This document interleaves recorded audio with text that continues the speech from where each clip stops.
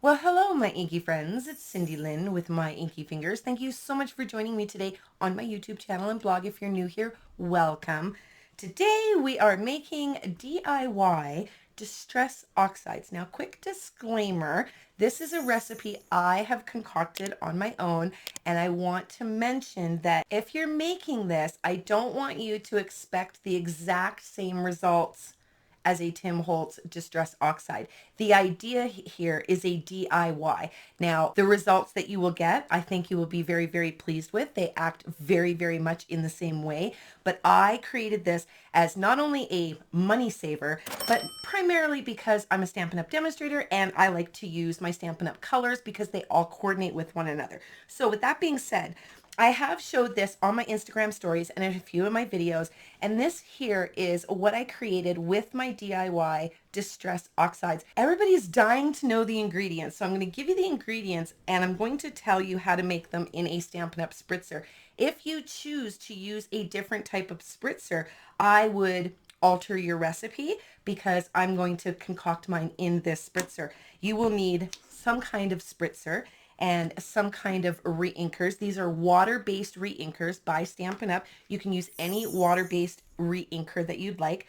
Gouache. Now, the important thing about the gouache, I'm not going to say it's very important what brand you use. However, the brand I use, you will get the same results as me. If you change the brand, you may get different results, just as if you change your spritzer, you may again get different results. Now, when I go through this, and I'll remind you afterward, I use a 2 ounce bottle. Therefore, my opening may be different than the opening of a smaller bottle or tube, if you will. I've got a couple shot glasses because, well, it's a party channel and we're going to party. I'm kidding. We are going to put our spritzers in there to make it easy so they're not all flipping around on me. And I am going to use this small, tiny little funnel. Now, if you've ever picked up the bottles that I use for my alcohol inks or that I use my multi-purpose liquid glue for, that bottle kit has some of these in it. I will link the bottles for you and I will link these individual things. But if you buy these separate, you're going to end up with a ton of them. So with that being said, what we're going to do is we're first going to open up our spritzers and we're going to put those to the side. We're not going to need those for a little while. Now, what I like to do is I have a Tim Holtz paint palette and I like to create my paints in this paint palette. And I also have it because I tend to overfill this, and when I've mixed it, I have somewhere that I can actually dump them. Now, I am going to go through these after I go through the mixture for you. But with that being said, first thing I want to do is pull out my Stampin' Up! Or any water-based reinker. And I'm going to start with 10 drops. And 10 drops just into my spritzer. 3, 4, 5, 6, 7, 8, 9, 10. And I will do the same. That was pumpkin pie. And I'll do the same with Cajun Craze. I have pretty much all of them mixed up. 1, 2, 3, 4, 5, 6, 7, 8, 9, 10.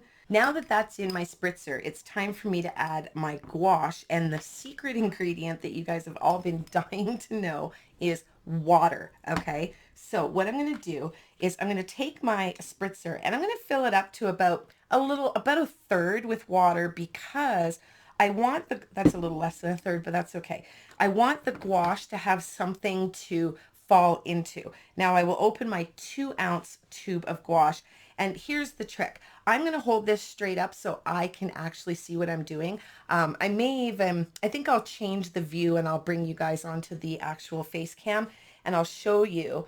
I'm going to squeeze my gouache until about an inch comes out of the tube, and then I'm just going to wipe it off, tap it down, and put it back in my shot glass.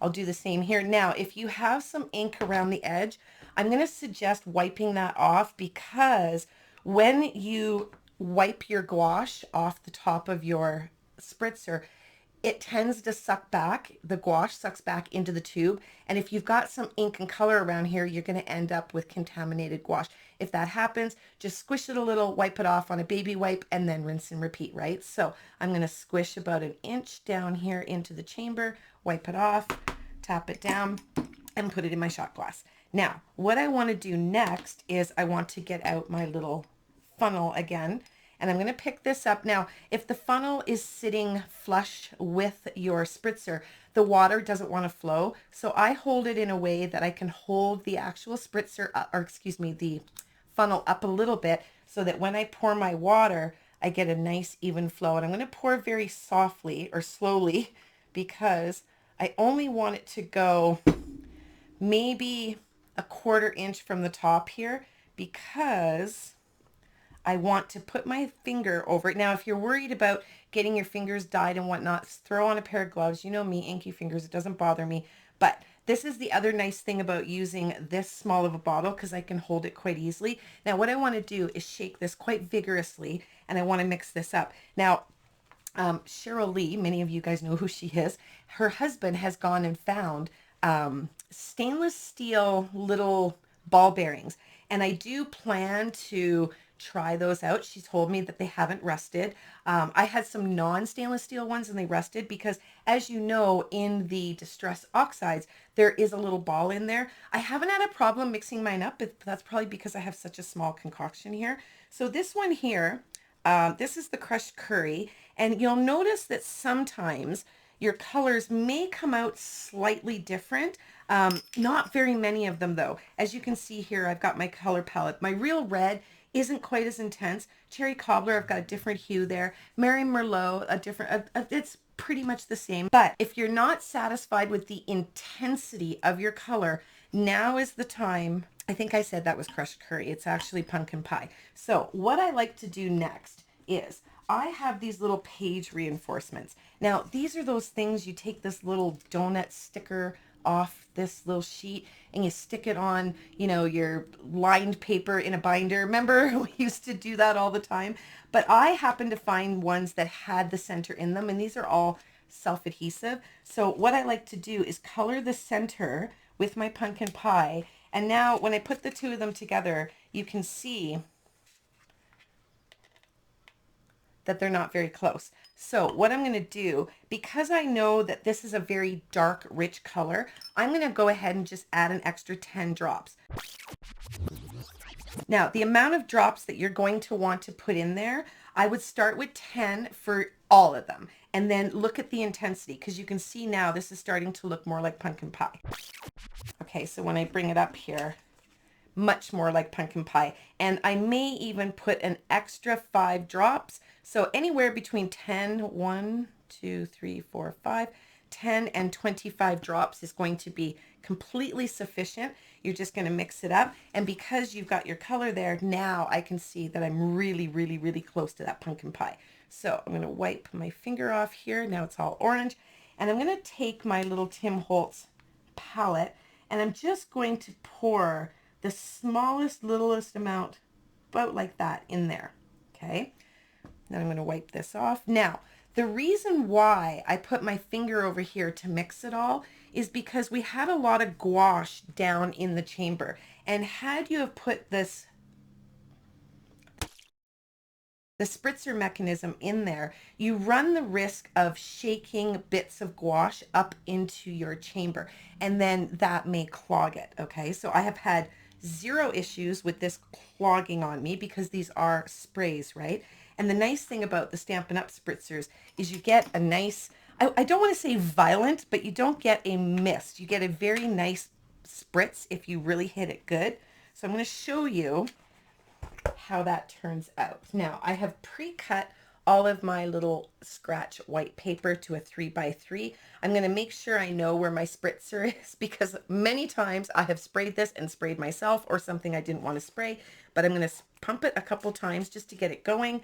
And then I'm going to spray that onto my cardstock. I'm going to set this aside to dry. And now, because I have my little orange here for my pumpkin pie, I can take that off and I can put it on my little cap here, and wait till you guys see how these get stored. This is awesome. I've used my label maker and I've already created, these are the ones I have left to make, and there's my pumpkin pie. And I just abbreviated them all. I didn't want the sticker to go all the way around.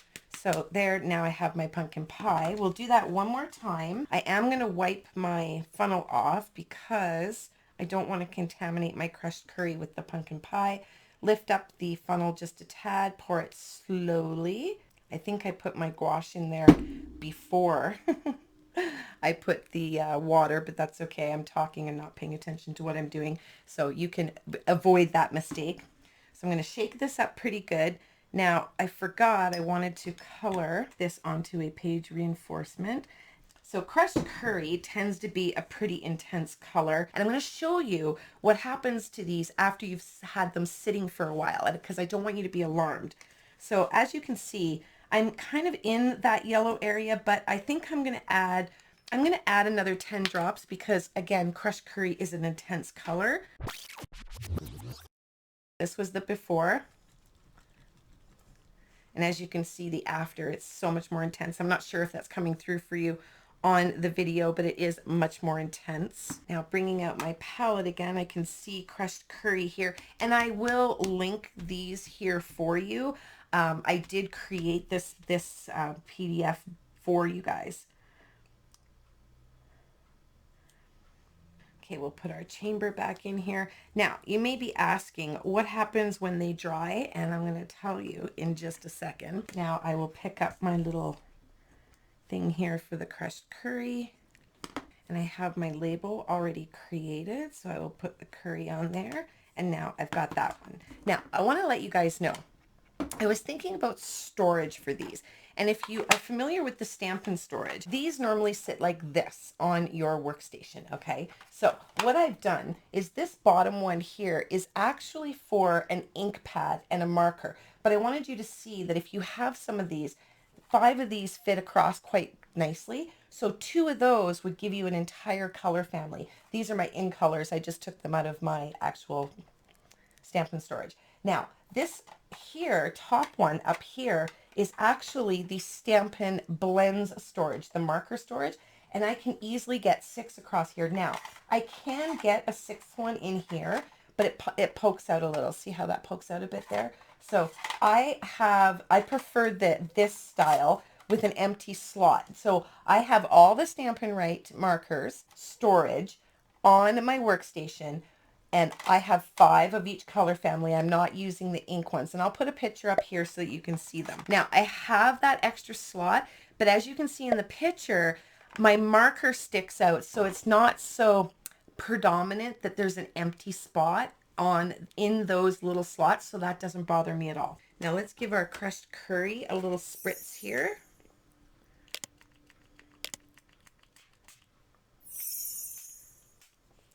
And that one there, I pressed it a little softer so you could see that you can get quite the little blotch spray right there, if you will. So let me put this one to the side. Now, this is all fine and dandy to have a swatch, but how are you going to know what's what? Now, I have a hole in these that I used on my hole punch, and I have I don't know, some kind of ring, like a keychain ring. And I have all of the ones I've done so far all throughout here with labels. Now, I print a lot of these labels because when someone joins my team, I give them one of these of all the actual Stampin' Up! Cardstock. And then every time that we have a new color come out, I send them the 5 new ones to add to their little color block, right? So I already have these printed out. However, I will link these. I believe I can link them. However, I've got pumpkin pie here, and I know this one's pumpkin pie, so I'm going to come in and just put my label there. And I like to organize mine by color family, or excuse me, color group, not by family. So this orange, I will slip that right in there. So I will do that for all of the remaining ones. Now I want to talk about watercoloring with these. So the 2 that I just did, I'm going to come in and just mix that up because it naturally wants to separate. This is pumpkin pie, so I'm just going to come in and put a little swatch there, and I'm going to wipe this off just quickly with a baby wipe. Actually, I'll get out my actual brush cleaner. This is just a little container from the dollar store with one of those blue scrubbies, you know, scrubby on one side, sponge on the other, and I just kind of depress I don't have enough water in there. And I've never had these go moldy because I clean them in the bathroom sink. I don't clean them in the kitchen where anything can contaminate them, any particles of food or bacteria. So when I close them, they never smell. And I've had these for a couple of years now. Pull out an extra piece of paper towel just to make sure my my paintbrush is clean. I'm going to mix up the crushed curry here, and then I shall swatch that. Now, this is very, very important. If you followed this far in the video, you're not going to have a problem, because if you were just here for the recipe and you left, I apologize, because I say watercoloring, but I say that very loosely because I did this on regular cardstock, okay? That little thing I showed you in the beginning. I set out with watercolor paper, and it was an epic fail. I mean, it's very, let me put the two together so you can really understand. It does not do well on watercolor paper at all. As you can see here, all of my swatches, they're quite pretty, very nice and smooth. These are done on cardstock, regular accent cardstock. I started out by swatching them on watercolor paper, and as you can see, it did not turn out well. The die wants to, watercolor paper absorbs, okay, because it's very porous, so it wants to absorb all of the gouache and water before it absorbs the dye, I guess. I don't know exactly why. I'm just telling you what I think.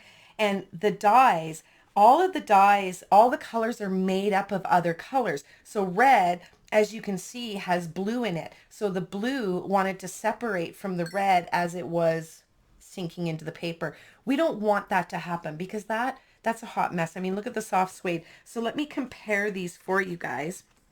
I'll lift this up so that you can, I got to make sure I don't let my colors run into one another. But as you can see, the Mary Merlot here, early espresso, soft suede, crumb cake. Like, look at that crumb cake. It looks so pretty in the Sahara sand there. But then here, yeah, no bueno. That's no good. That was not nice. So once they're in here, I lay them flat. I have a very narrow drawer for all of my paint palettes and whatnot. So I close, actually, tip, before I close it, I cut a piece of acetate to put over top of the actual paints, because when you close this, if they're wet, you don't want your paints making circles and contaminating your colors up here, right? So I always have a piece of acetate. However, what happens is, see how here they're drying and they're peeling up? That is not a problem whatsoever. All you're going to do is take and reactivate it with some water. So I'll do the pink one here, and I'm just going to drop maybe 3 little drops in there. Let's make sure that my paintbrush is clean. And now we're going to mix that up and get all those bits dissolved, and now it's done. They're all dissolved, and now I can go ahead and I can paint with that, okay? So you're never wasting any of your oxides. A lot of times I see people, they'll open their spritzer and put it on their workspace and paint from there. But this one-time small investment, I will link this for you guys down below. They're very inexpensive, and 2 of them will give you all Stampin' Up! Colors. So the colors ended here at Pear Pizzazz. Not all 4 families fit in here, but I continued it on this side on my in colors. So I did my in colors up here, and actually there's a really good example. You guys can see these little rings here from when those were still wet, nevertheless. And then I have my color families down here. Now I'm going to give you guys the PDF for this, but I also put in here all of the Shinhan and all of my other splatters and mixtures that I have. I haven't gone and put them in there because I know what they look like, but if you want to put those on here so you have a visual, and you can also put them in your little pots and you can paint with them, okay? Now, I want to point out something very, very important. This here is our crushed curry that we just made, and as you can see, it's very milky, and that's exactly what you want your spritzers to look like inside. However, when they sit for a while, they'll look like this, and I'm bringing this one out because it's the Mango Melody, and they're very, very similar. But as you can see, all of the ink has separated and all of the gouache is sitting on the bottom. Just give it a shake. And this is why I was thinking about getting those stainless steel balls, but I didn't shake it very much at all there. You can see a little bit more gouache. Just give it a little bit more of a shake until it all mixes up, and then they'll both be nice and milky for you. Now, that concerned me in the beginning until it dawned on me the Distress inks do the exact, or the Distress Oxides do the exact same. So as you can see up here, it's very, very intense purple. That's all ink. And down here is where all of whatever they put in here has separated, okay? And when you shake them up, and this one was a really good example because I just got this one. It's the new Villainous Potion Purple. So, and then you can hear that ball going in there, right? So once you mix it up, and it takes quite a while to mix these up. If you've ever bought a Distress Oxide, you'll know it takes quite a while to mix that up. So I'm not going to bore you to death and shake that like crazy right now, but you'll see here, you can see really, really well. It also does it in the reinkers. So there's your ink up there and whatever they've mixed in here down below. So I wanted you to see that when that happens to yours, that is perfectly natural. Don't worry about it. I did try to do some ink pads, and whatever this makeup is that whatever the makeup is that Ranger uses is not the same as what I'm using, because it just comes out like wet ink. And actually this one's starting to dry, I can see. This one's been in here about a week now, and I filled it pretty good, but it wasn't coming out very well. Like, I don't believe, even if I bring out a actual, I'm gonna get some ink off of here, but I don't believe that it's going to, well, it might blend better. I don't know how much of that is, let me get a brand new one, because I don't know how much of that is ink that I already had on there. And this here is all news to me, you guys, because this, I didn't expect it to dry like that. So that's very interesting, because now that it's dry or drier, it seems to blend quite nicely. So that's very interesting. It was very, very wet and very, very saturated. And when I put it on my dauber, as soon as my dauber touched the paper just absorbed everything in the dauber, and I got zero blending. Future Cindy Lynn is interrupting editing Cindy Lynn, because I've been thinking about this little ink spot here, and what's occurred to me, what I think has happened, water evaporates just like it did in the little paint pots that we made. So all the water evaporated in here, and all I'm left with is gouache and dye. So that is definitely a game changer, because I don't see this getting dry to the point where you cannot reactivate it. I'm going to double check, but I'm going to test it. But I do believe that just that little drop of water is going to reactivate these, and total game changer. So I'm going to test those some more and let you guys know what happens. So back to editing, Cindy Lynn. But this is kind of interesting that I'm getting this blending here now. So I'm wondering if we activate it with just a little bit of water and then kind of move that around in there. Whoopsie. Now that's very interesting, because now I'm able to blend it. So move forward at your own risk, because I have not really tested this yet, but that is very interesting for those of you that like your Distress Oxide ink pads. Now I want to splatter this with some water, because I want to see how this reacts with the water.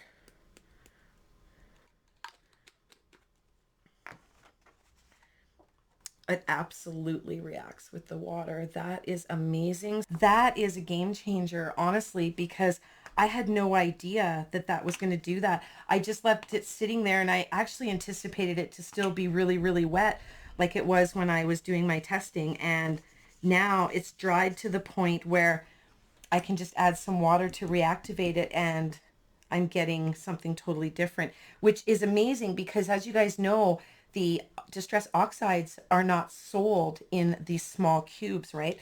So move forward at your own risk on that. I'll link these little, these were blank little reinkers, but the interesting thing about these little reinkers, the pad on these is made up of material very much in the same way that the Distress Oxides are. So when I'm looking at these, I can see multiple layers here. Now there's obviously an agent in here that's going to keep this from drying out, and I'm not going to be too concerned. I'm going to keep playing with these. I have a few extras.